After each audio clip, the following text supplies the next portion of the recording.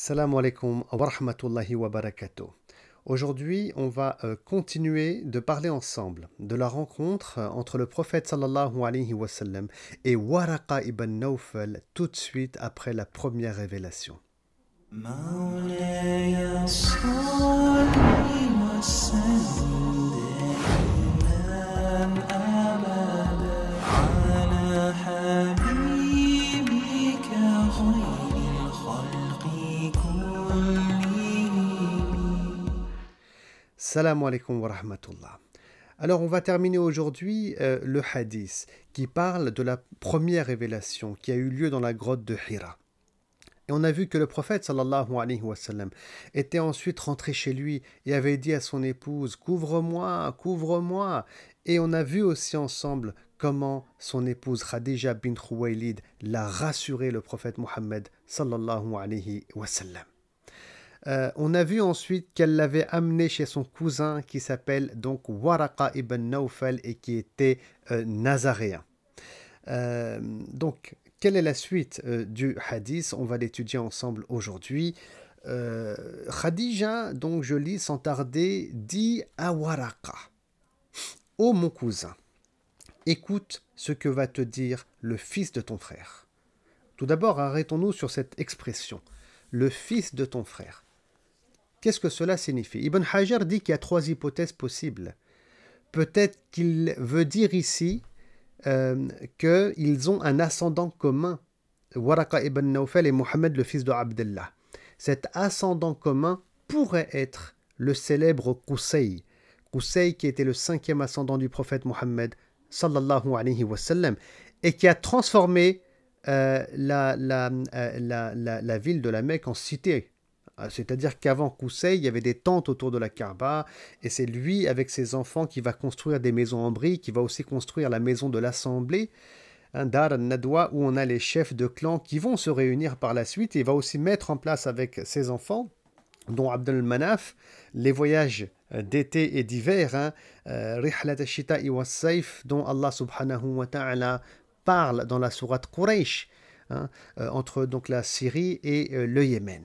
Donc c'est un personnage central. Qusay, là j'ai ouvert une parenthèse juste pour le présenter. Alors quand Khadija dit « Écoute ce que va te dire le fils de ton père », ça fait peut-être allusion à un ascendant commun qui serait Qusay. Mais la deuxième hypothèse soulignée par Ibn Hajar, c'est qu'elle dit ça par respect envers Waraqa, qui a un certain âge. Genre il est le fils de ton frère.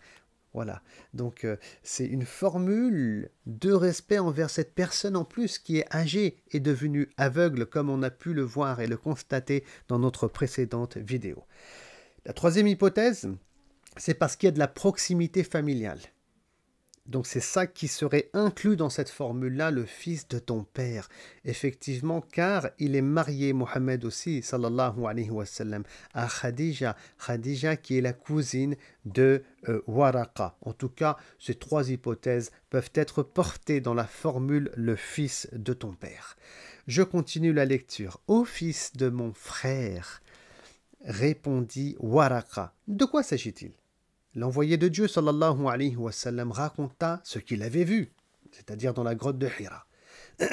Ceci, dit Waraqa, est le namous. J'ai mis le mot namous en rouge. Donc c'est quoi le namous? Alors, bien sûr, et on le sait, on fait allusion ici à l'ange Gabriel, quand Waraqa dit que c'est le namous que Dieu a envoyé autrefois à Moïse. Mais qu'est-ce que ça signifie sur le plan linguistique? Alors j'entends beaucoup ici et là que ça fait allusion à un moustique, car le moustique il a des ailes, mais alors pas du tout, pas du tout.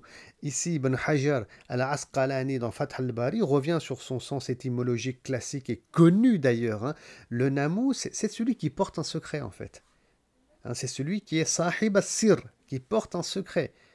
Et l'ange Gabriel porte un secret, c'est la révélation émanant d'Allah qui est spécifique au prophète Mohammed sallallahu alayhi wa sallam. Donc ça fait allusion à ça et non pas bien sûr à l'idée de moustique. Ça, ce n'est vraiment pas avéré. Et ensuite, je reviens sur les propos ici rapportés par Bukhari. Ceci, dit Waraqa, est le namous que Dieu a envoyé autrefois à Moïse. Alors pourquoi on fait allusion à Moïse ici? Là, la question est importante. hein. D'autant plus que, et je reviendrai dessus dans un instant, que les arabisants, qu'on appelle aussi les orientalistes, hein, ont estimé à partir de ce hadith que Waraqa était sans doute juif et que les musulmans se trompent complètement lorsqu'ils estiment qu'il est nazaréen, comme on a pu le voir dans la vidéo précédente, hein. Ils disent non, il est juif. La preuve, c'est qu'il fait allusion à Moïse ici. Et s'il était nazaréen, il citerait plutôt Isa, c'est-à-dire Jésus. Alors on va répondre à ça, bien entendu. Mais avant tout, pourquoi une allusion à Moïse? Là aussi, il y a des hypothèses qu'on pourrait émettre. La première, c'est que Moïse reçoit des lois.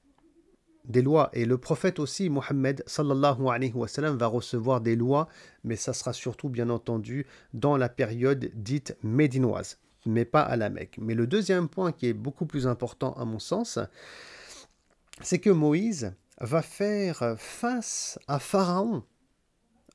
Pharaon qui est un tyran, qui réduit son peuple à l'esclavage, qui a soumis son peuple à sa personne et à son autorité. Et là, il y a un parallèle avec le prophète Mohammed sallallahu alayhi wa sallam, qui lui aussi fait face à des pharaons, dont un qui est célèbre, car lui-même va dire qu'il est le pharaon de notre communauté, et c'est Abu Jahl, bien entendu.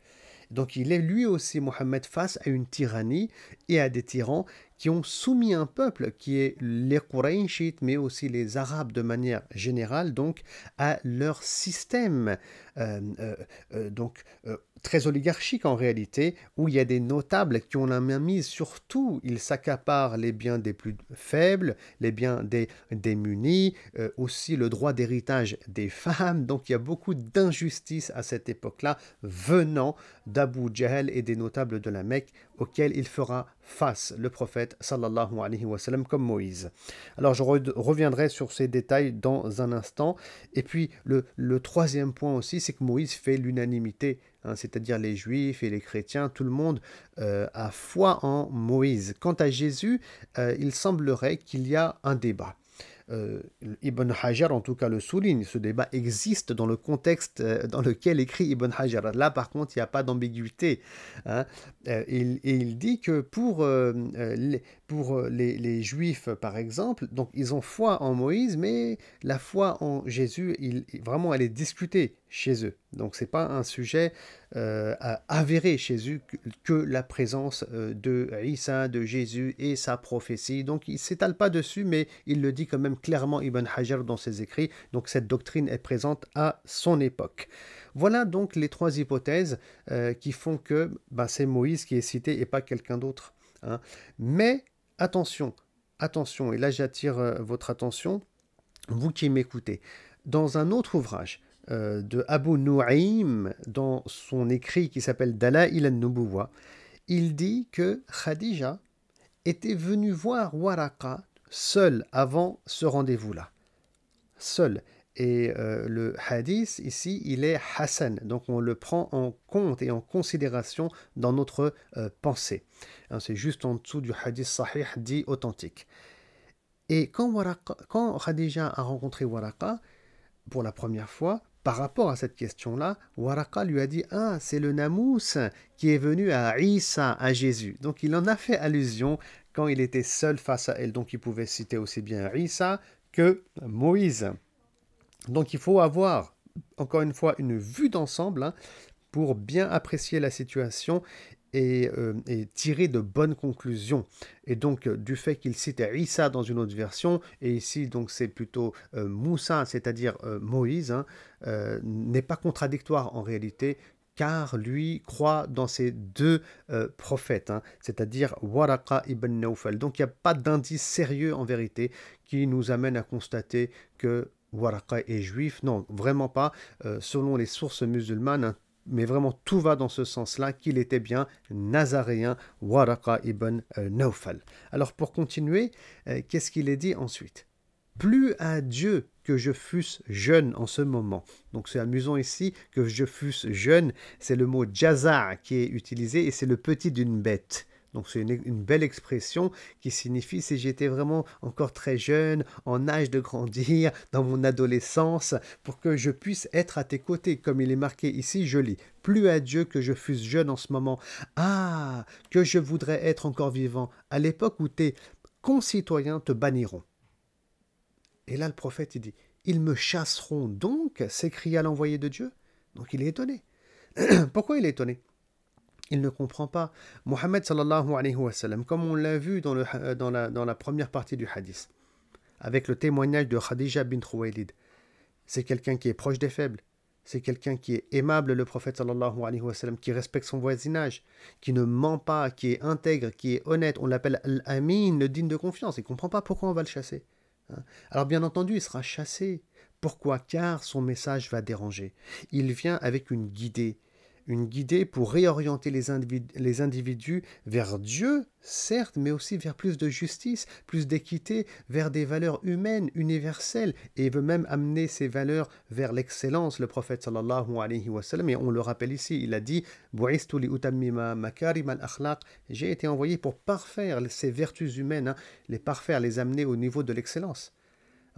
Et donc en face, on a des gens qui étaient injustes, qui volaient les biens des plus faibles et des plus démunis, des gens qui adoraient presque l'alcool aussi. Donc il y avait des abus ici et là et on s'était éloigné de plusieurs vertus importantes.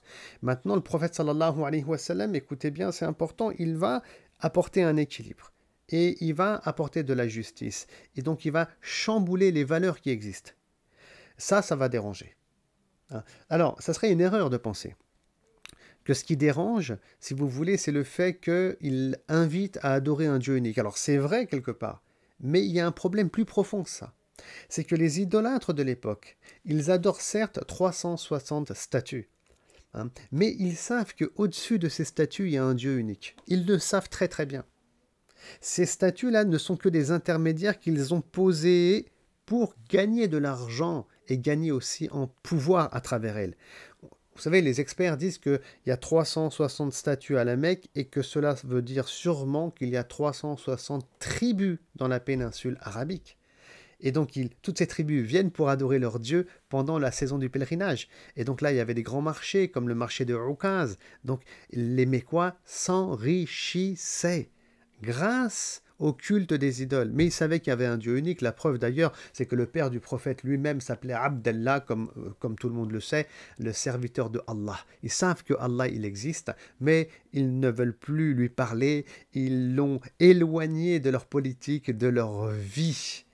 Et ils se sont mis à adorer des statues, car ça leur apportait du pouvoir, ça leur apportait de l'argent et du bien. Et donc, quand le prophète dit maintenant qu'il faut adorer un Dieu unique, il vient poser un vrai problème, non pas de croyance en réalité, mais un problème au niveau de la société, au niveau de l'économie, et il vient finalement troubler un peu l'ordre public, si on se met à la à la place, excusez-moi, des notables de la ville, qui vont être dérangés par son message. Voilà, ils ont peur de tomber et de devenir pauvres, ils ne veulent pas l'écouter, ils sont, aveuglés par le pouvoir et par l'argent. Et donc il va être combattu, tout simplement, il va être chassé, comme il est marqué ici. On ne va pas vouloir l'entendre et l'écouter, peu importe le message qu'il porte et peu importe le comportement qu'il a. Et c'est pour ça qu'il ne comprend pas encore, le prophète sallallahu alayhi wa sallam, le rôle qu'il va jouer. On est tout au début et il dit « Mais ils me chasseront donc ?» s'écria l'envoyé de Dieu. « Oui, reprit Waraka. » Et lui, il sait Waraka, l'histoire de Moïse, il connaît, l'histoire de Jésus, l'histoire des prophètes, il connaît tout ça. Donc c'est l'histoire qui se répète, tout simplement. Jamais un homme n'a apporté ce que tu apportes sans être persécuté. Est-ce que le prophète va l'être? Bien entendu qu'il va l'être. Au début, le prophète, il va être calomnié. On va dire que c'est un sorcier, qu'il ne faut pas l'écouter, que si on écoute le Coran, on a sa vie qui est anéantie et détruite. Et on va ensuite, on va tenter de l'étrangler, d'écraser sa tête avec une pierre. On va même tenter de le tuer, le prophète sallallahu alayhi wa sallam. Mais là, il partira en direction de Médine. Donc, il vivra effectivement des persécutions. Et pas que lui, même les compagnons du prophète sallallahu alayhi wa sallam, dont Bilal. Et l'histoire de Bilal est connue et on aura l'occasion de revenir dessus.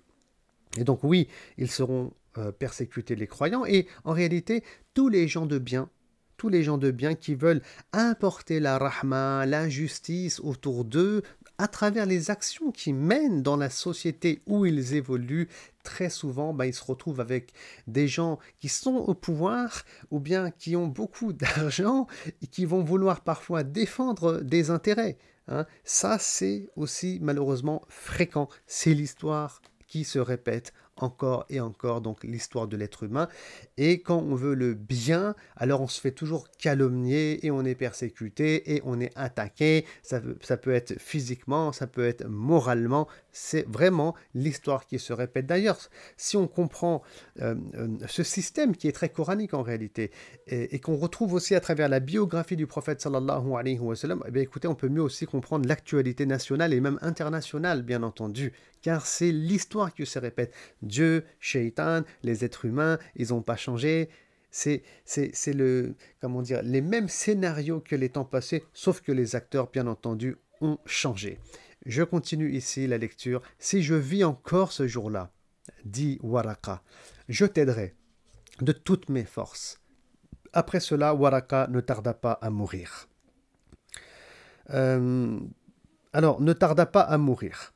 Ici, il y a deux versions. Donc pour l'imam al-Bukhari, il est mort. Après cette rencontre, peut-être quelques semaines ou mois après, il est mort assez rapidement.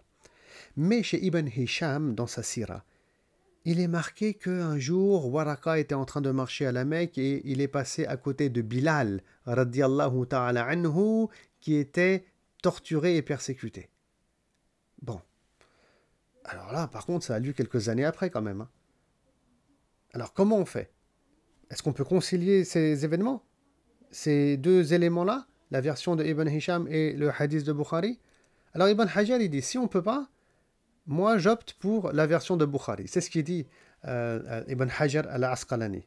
Mais il estime qu'il est possible peut-être de concilier.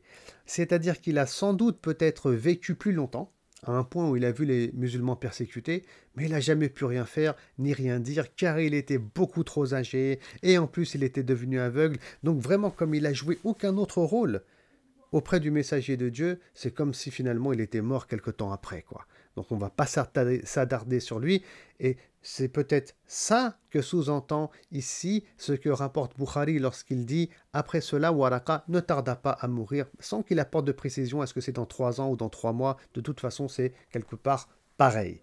Et enfin, la révélation fut ensuite interrompue. Alors combien de temps la révélation va être interrompue? Je vais en parler dans un instant. Ça s'appelle la coupure de la révélation. C'est un événement important. Par contre, un détail ici, c'est que c'est la révélation qui est interrompue. Quant à l'ange Gabriel, il continue à rendre visite au prophète sallallahu alayhi wa sallam, et ça on le sait. Ça, c'est authentifié. Donc, c'est que la révélation du Coran qui ne s'arrête pas, le contact entre Mohammed sallallahu alayhi wa sallam et l'ange Gabriel. Combien de temps dure cette coupure de la révélation? Et puis ensuite, elle reprendra avec la sourate al-Muddassir, et on aura l'occasion de revoir ça, Inch'Allah. Eh bien, écoutez, selon l'imam al-Sha'bi, ça dure 3 ans, et c'est aussi l'avis de Ibn Ishaq dans sa sira. D'autres ont dit que ça a duré plutôt 10 ans, voire 13 ans. Mais ça, c'est vraiment pas un avis qui est majoritaire. L'avis de 3 ans, il est quand même plus connu et plus célèbre. Et Ibn Hajar ici cite aussi la position de Ibn Abbas, qui estime qu'il s'agit d'une coupure qui a duré quelques jours seulement. Bon, on dirait que c'est un peu son positionnement à Ibn Hajar, mais il dit qu'il s'étalera sur le sujet, donc plus loin à travers ses travaux, et c'est ce qu'on fera nous aussi. En tout cas, sachez dès à présent que c'est un sujet à débat. Beaucoup pensent que c'est 3 ans, d'autres quelques mois, quelques semaines, quelques jours ici, selon Ibn Abbas, radiyallahu ta'ala anhu. Alors avant de terminer, je voudrais juste revenir sur un détail, parce que je suis allé un peu vite. Hein. Ils me chasseront donc. J'avais dit, oui, il est étonnant de voir quelqu'un qui a un noble comportement être chassé. Il va se passer aussi la même chose avec Abu Bakr as-Siddiq. Hein. On a cet homme qui s'appelle Ibn Drouna, qui lui aussi, qui était un idolâtre, hein, va être étonné qu'un homme comme Abu Bakr soit chassé de la ville et il soit maintenant lui aussi dans l'obligation de partir alors qu'il a un super comportement. c'est quelqu'un de généreux, quelqu'un d'intègre, quelqu'un d'honnête. Mais comment on en est arrivé à là? Cet événement, d'ailleurs, il a lieu tout de suite après le voyage en Abyssinie. Lui aussi, vraiment, à un moment donné, il ne peut plus rester à la Mecque, ça devient extrêmement complexe pour lui et il veut partir. Et Ibn Duruna va lui assurer sa sécurité. Parce que voilà, il y a des gens, subhanallah, à cette époque-là, qui ne sont pas croyants, mais ils ont un code de l'honneur. Ils savent que Abu Bakr ou bien le prophète sallallahu alayhi wa sallam, ce sont des gens de bien. Ils appellent à la justice, à l'égalité, à la liberté d'expression, et ils veulent s'exprimer aussi, en adorant un Dieu unique. Ils n'ont rien fait de mal, ils sont honnêtes, intègres, ils mentent pas. Pourquoi ils devraient partir? Jamais de la vie. Et donc c'est intéressant de voir ici qu'on a aussi des gens qui n'étaient pas croyants, mais qui protégeaient les croyants. Comme Ibn Duruna ici, qui va accorder sa protection officielle à Abu Bakr as-Siddiq. Mais à un moment donné, les gens ils vont se plaindre, ils vont dire à Ibn Duruna, oui, mais tu sais, il lit le Coran à voix haute, les gens ils viennent écouter, ça nous pose un problème. Et donc Ibn Duruna va lui dire, écoute, si tu peux lire moins fort ou arrêter de lire. Et Abu Bakr il dira, écoute, je te remercie pour ton aide précieuse, mais je vais continuer à rester à la Mecque, je vais continuer à réciter le Coran comme je le récite, et tu peux maintenant retirer ta protection, et c'est ce qui se passera, et il comptera sur Allah subhanahu wa ta'ala pour qu'il le protège, et Allah le protégera, Abu Bakr as-Siddiq radiyallahu ta'ala anhu. Donc Allah subhanahu wa ta'ala nous mette la baraka. Alhamdulillah, on a terminé maintenant ce long hadith qu'on a fait quand même à peu près envers 3, on a fait 3 épisodes dessus, je crois, pour le terminer, alhamdulillah. Et on continuera très prochainement notre explication de l'authentique de Bukhari à travers l'explication de Ibn Hajar al-Asqalani Fath al-Bari. Merci beaucoup pour votre écoute et à très bientôt. Assalamu alaikum wa rahmatullahi wa barakatuh.